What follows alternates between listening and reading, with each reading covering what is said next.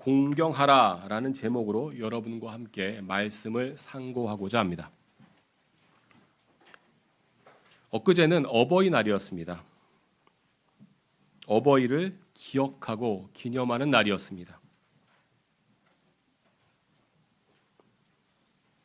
아마 그제, 어제, 오늘 어버이께 감사를 표하고 감사 말씀을 드리는 일들이 곳곳에서 있을 것입니다. 어버이를 공경하는 것은 당연한 일입니다. 성경은 공경에 대해 무엇을 이야기하고 있습니까? 영어로는 honor라고 하는데 이 말은 우리말로 여러 가지로 번역이 되었습니다. 존귀히 여기다 이렇게 번역하기도 했고, 공경하다 이렇게 번역하기도 했고, 영예를 얻다 이렇게 번역하기도 했고, 존귀를 부여하다 이렇게 번역하기도 했습니다. 오늘 우리는 성경의 근거에서 공경해야 할 대상이 과연 누구이고 무엇인지에 대해서 살펴보고자 합니다. 그리고 우리의 공경이 현재 어떤지 스스로를 점검하는 시간을 갖고자 합니다. 여러분은 누구를 공경하십니까?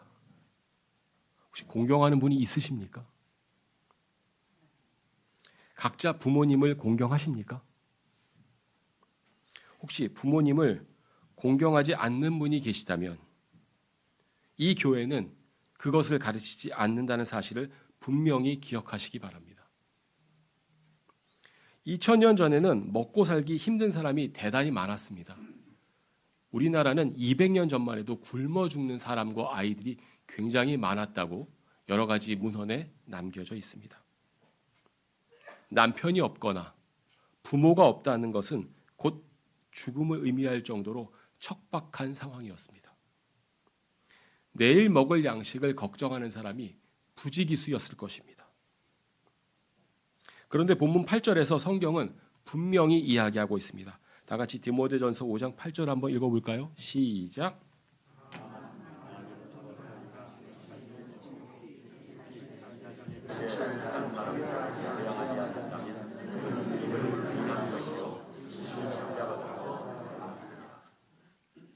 나이가 많은 부모가 있을 경우에 예전에는 노동력이 없거나 일할 자리가 없었습니다. 그래서 자식이 일할 수 있는 자식이 부양하지 않는다면 그것은 거의 죽음에 가까운 일이었습니다. 또 나이가 어린 자녀가 있을 경우 어린 자녀들도 노동력이 없으니까 아무도 써주는 사람이 없으니까 부모가 부양하지 않는다면 그것도 거의 죽음을 의미합니다. 그러니까 고아가 됐다거나 과부가 됐다는 것은 거의 죽음의 위협에 노출되었다는 뜻입니다.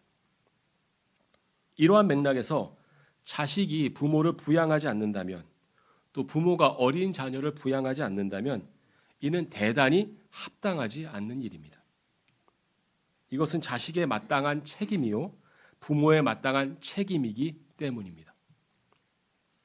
지금 우리나라는 대단히 부유합니다. 대단이라고 말할 수 있을 거라고 저는 생각합니다.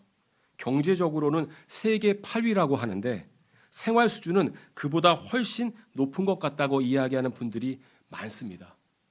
김승기 형제님께 제가 여쭤보진 않았지만 제 지인 중에 미국이나 캐나다에서 오신 분들이 가끔 이야기하십니다. 한국 사람들이 미국 사람들이나 캐나다 사람들보다 더 잘 사는 것 같아. 요즘 굶어 죽는 사람은 거의 없어 보입니다. 다만 방치된 분들은 계십니다. 방치된 연로하신 부모님들도 계시고 방치된 어린 아이들도 있습니다. 우리 가운데 그런 분들이 계셔서는 안 될 것입니다. 성경은 자기의 가족이나 친족, 부모님이나 아이들을 부양하지 않는다면 그것은 믿음을 부인한 것이요 불신자보다 더 나쁘다고 이야기하고 있습니다. 교회 일을 하느라고 부양의 의무나 책임이 사라지는 것은 아닙니다. 가족의 경제적 필요를 공급하는 것은 모든 남자들의 책임입니다. 이 의무를 게을리한다면 어떤 변명도 용납되지 않습니다. 성경은 이 맥락에서 참 과부들을 공경하라고 이야기합니다. 여기 공경하다 아너라는 말이 있습니다. 참 과부들을 공경하라고 되어 있습니다. 디모데전서 5장 3절 말씀을 다 같이 한번 읽어보겠습니다. 디모데전서 5장 3절 시작. 참 과부들인 과부들을 공경하라. 참 과부. 과부도 참 과부가 있고 거짓 과부가 있을까요? 성경은 참 과부가 누구인지도 분명하게 이야기하고 있는데 과부는 남편이 없는 부인들을 이야기하고 있습니다. 그런데 같은 맥락에서 디모데전서 5장 5절을 보니까 참 과부라는 말이 나와 있습니다. 이 참 과부는 어떤 사람들일까요? 디모데전서 5장 5절을 같이 한번 읽어볼까요? 시작. 이제 참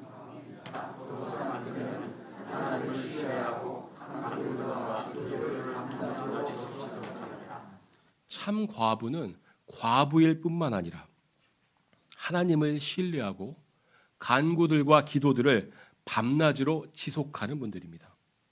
성경은 이런 분들을 교회가 공경하라고 말씀하고 있습니다. 즉 자매님들에게 모범이 되는 경륜과 행실이 있는 분들, 합당한 언행이 있는 분들이 참 과부입니다.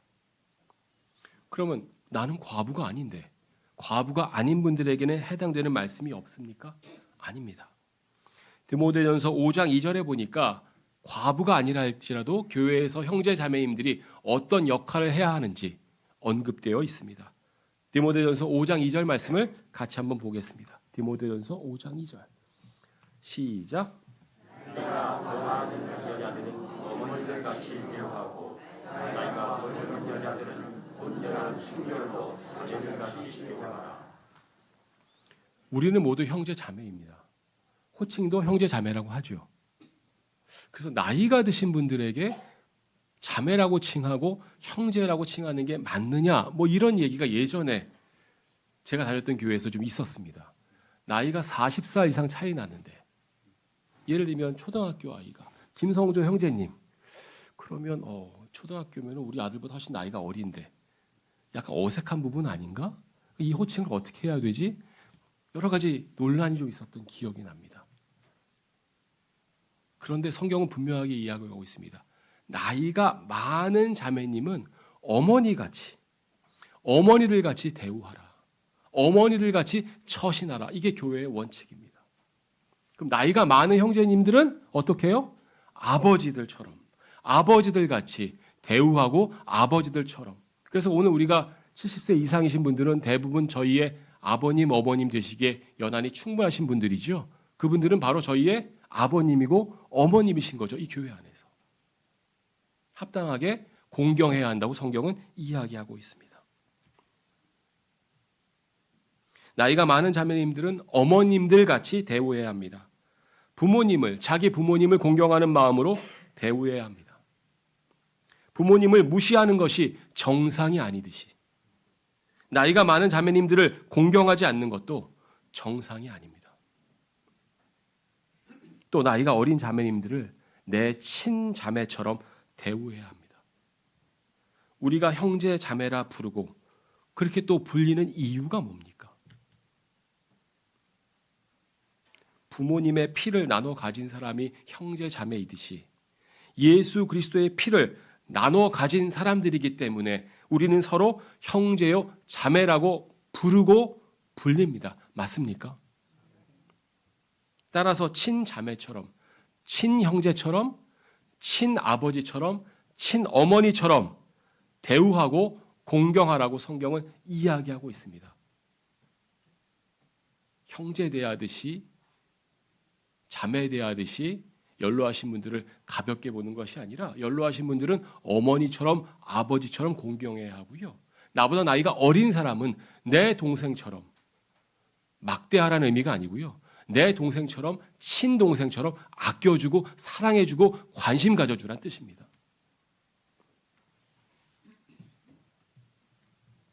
형제님들도 마찬가지죠. 디모데전서 5장 1절 말씀 같이 한번 읽어볼까요? 디모데전서 5장 1절 같이 읽어볼까요? 시작.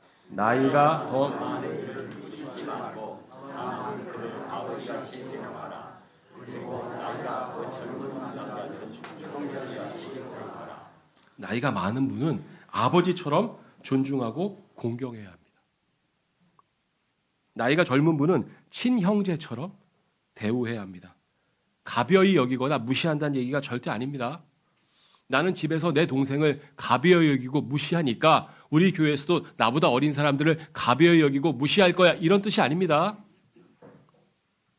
관심을 갖고 존중하라는 의미입니다. 형제님들도 마찬가지로 중심에 성령님을 모신 한 피를 가진 자들이기 때문입니다.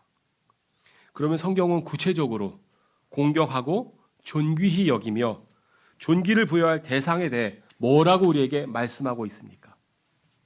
가장 먼저 첫 번째로 예수님을 공경하고 존귀히 여기라고 성경은 말씀하고 있습니다. 베드로후서 1장 17절부터 18절까지의 말씀입니다. 베드로후서 1장 17절 18절 말씀입니다. 같이 읽어볼까요? 시작. 이는 탁월한 영광으로부터 그와 내가 그의 안에서 매우 기뻐하노라 하고 그분께 임하였을 때 그분께서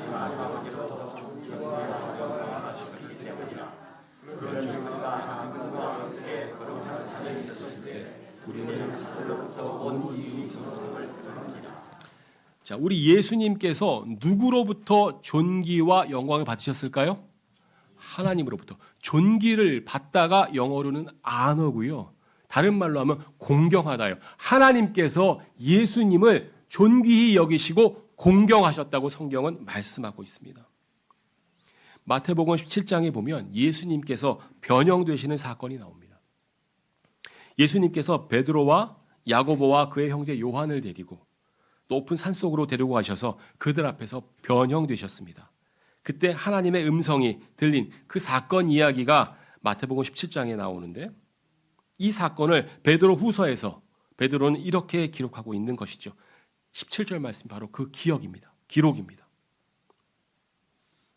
예수님은 분명히 하나님의 사랑을 받는 아들입니다. 하나님께서 예수님 안에서 매우 기뻐하십니다. 예수님께서 하나님 아버지로부터 존귀를 받으셨다고 공경을 받으셨다고 성경은 말씀하십니다. 즉 하나님께서도 예수님을 존귀히 여기시고 공경하셨다는 뜻입니다. 하나님께서도 친히 공경하신 예수님을 우리가 공경하고 존귀히 여기는 것은 당연하고 마땅한 일입니다. 둘째로 성경은 왕을 존귀히 여기고 공경하라고 말씀하고 있습니다. 베드로전서 2장 17절 말씀입니다. 같이 한번 읽어볼까요? 시작. 모든 사람들을 존경하라. 형제들을 사랑하라. 하나님을 두려워하라. 왕을 공경하라. 이 공경하라가 영어로 너 똑같은 단어입니다. 왕을 공경해야 합니다. 현재 우리나라를 통치하는 자를 공경해야 합니다. 개인적으로 그에게 투표했는지의 여부는 중요하지 않습니다.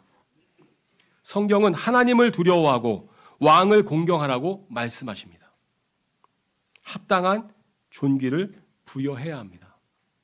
이유 없이 그를 비방하고 폄훼하는 것은 합당하지 않습니다. 성경은 그렇게 가르치지 않습니다. 더불어서 모든 사람을 존경하고 공경하라고 성경은 가르칩니다. 즉 왕을 공경하는 범주는 모든 사람을 공경하고 존경하고 존귀히 여기는 맥락과 일치합니다. 왕이라서 특별히 공경해야 한다기보다는 모든 사람을 존경하고 공경해야 하는데 왕도 당연히 존경하고 공경해야 한다는 뜻입니다. 우리는 모든 사람들을 존경해야 합니다. 쉬울까요? 모든 사람입니다. 모든 사람. 여기에는 보기 싫은 사람, 이기적인 사람, 형편없는 인품을 가진 사람, 가난한 사람, 자만심에 가득한 사람 등등이 다 포함됩니다. 그들을 존경하라고 성경은 말씀하고 있습니다. 세상의 포악한 지도자, 어리석은 지도자, 자기의 이익만을 추구하는 지도자가 얼마나 많습니까? 성경은 동일한 맥락에서 왕을 공경하라고 말씀하십니다. 쉽지 않은 일입니다. 존경할 만한 사람을 존경하는 것은 누구나 다 합니다. 성경은 존경할 만하지 않은 사람도 존경하라고 말씀하고 있습니다. 자, 존경해야 할 대상 세 번째로 주인을 공경하라고 성경은 말씀하고 있습니다.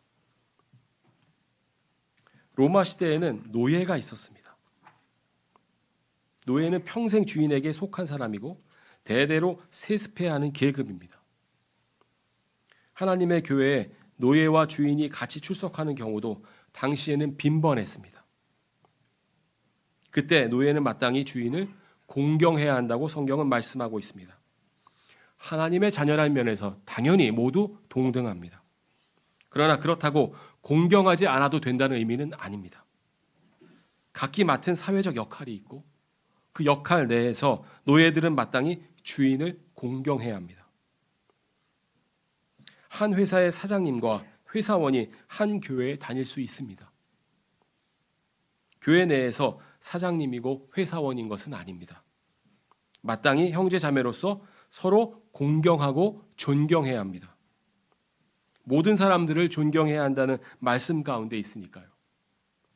그러나 회사 내에서는 동일한 맥락 하에서 회사의 규율에 순종해야 합니다.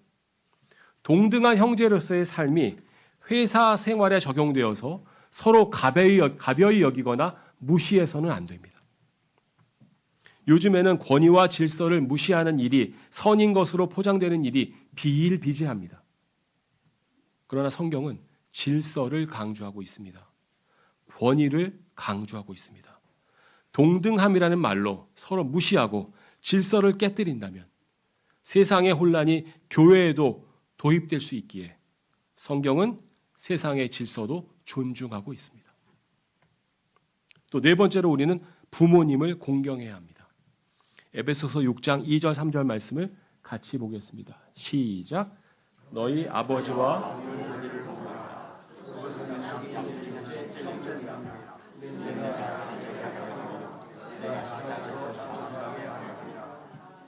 약속이 있는 첫째 명령이라고 성경은 분명히 말씀하고 있습니다. 어떤 약속입니까? 잘 되게 합니다. 잘 됩니다. 하는 일이. 그리고 장수할 수 있습니다.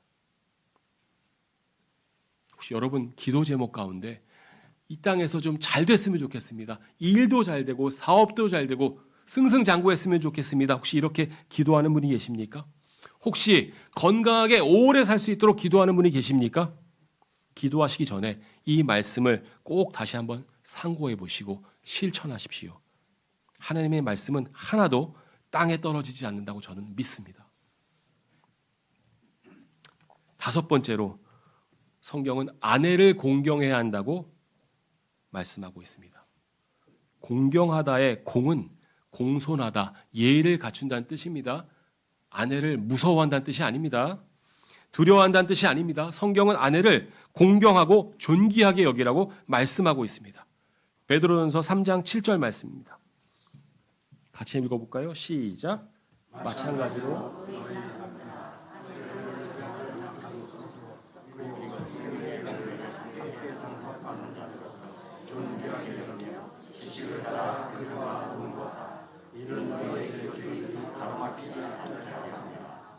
성경은 분명히 말씀하십니다. 모든 아내들은 더 연약한 그릇입니다. 맞습니까? 또 생명의 은혜를 함께 상속받은 자입니다. 여러분의 아내가 구원받은 그리스도인이라면 여러분과 함께 생명의 은혜를 함께 상속받는 자들입니다. 그들을 공경하고 존귀하게 여기고 존경해야 합니다. 성경이 말씀하십니다. 더 연약한 그릇이 아닌 것 같아도 성경이 그렇다면 그런 것입니다. 맞습니까?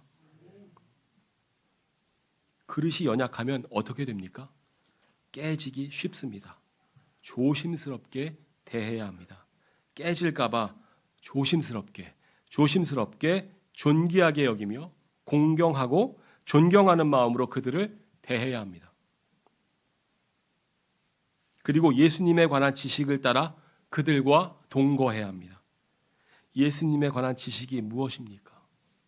먼저 사랑하고 죽기까지 사랑하고 후회가 없는 사랑을 끝까지 베푸신 분, 그분이 바로 예수님이 아니십니까? 먼저 본을 보이시고 우리를 따라오도록 말씀하시고 계십니다. 여섯 번째로 성경은 장로들을 공경해야 한다고 말씀하고 있습니다. 디모데전서 5장 17절 말씀입니다. 디모데전서 5장 17절. 다 같이 읽어보겠습니다. 시작.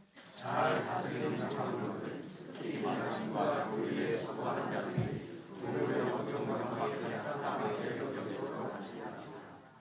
장로는 누구입니까? 교회를 다스리는 분들입니다. 우리 교회에는 감독들이 과거에 계셨고 또 지금 계십니다. 이분들이 장로에 해당합니다. 이분들이 교회를 다스리는 분들입니다. 이분들을 마땅히 존경하고 공경해야 합니다.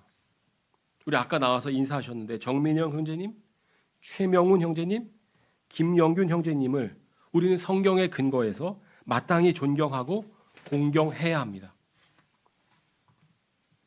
정리하겠습니다. 오늘 우리는 공경에 대해 상고했습니다. 우리는 공경해야 합니다.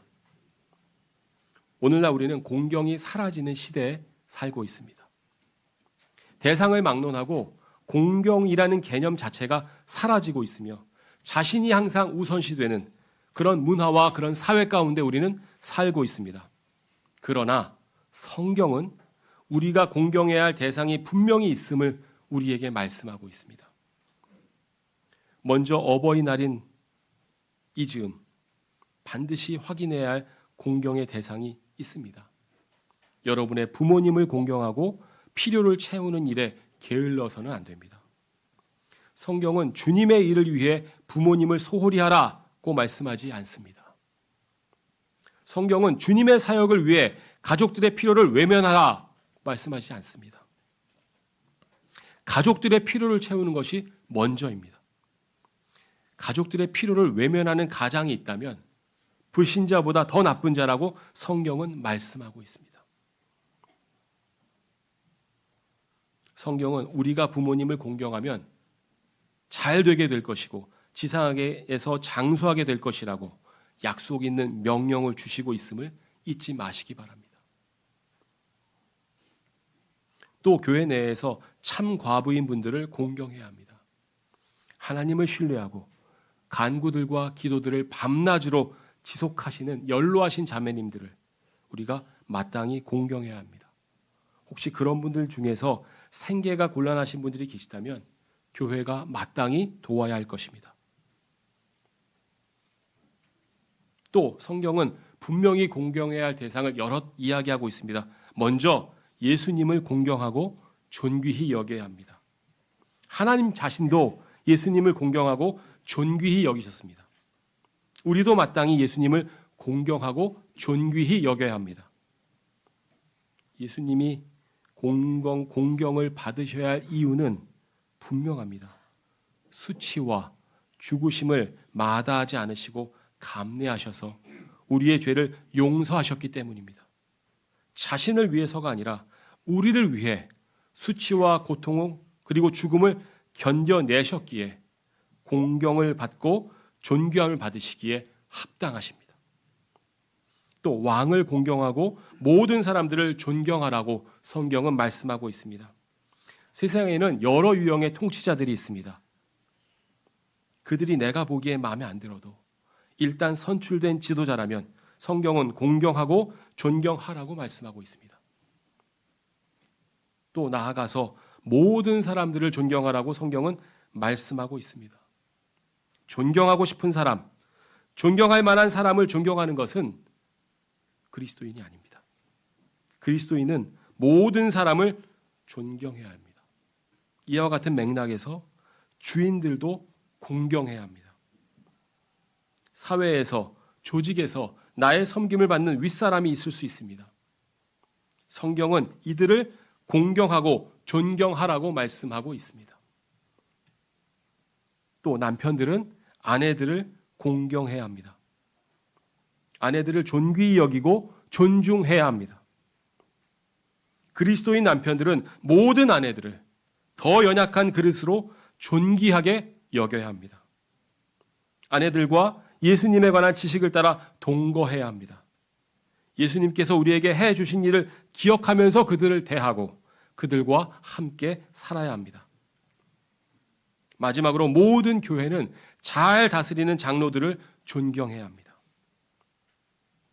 교회에는 교회를 다스리는 장로들이 있습니다. 우리 교회에는 다스리는 직분으로 감독을 역임하신 정민현 형제님, 최명훈 형제님, 김영윤 형제님, 그리고 담임 목사이자 감독인 제가 있습니다.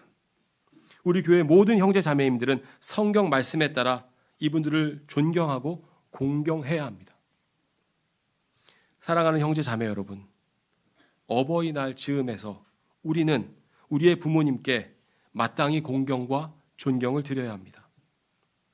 여러분이 현재 부모님과 어떤 관계인지 혹은 어떤 상황인지 저는 알지 못하지만 성경의 원칙은 변하지 않습니다.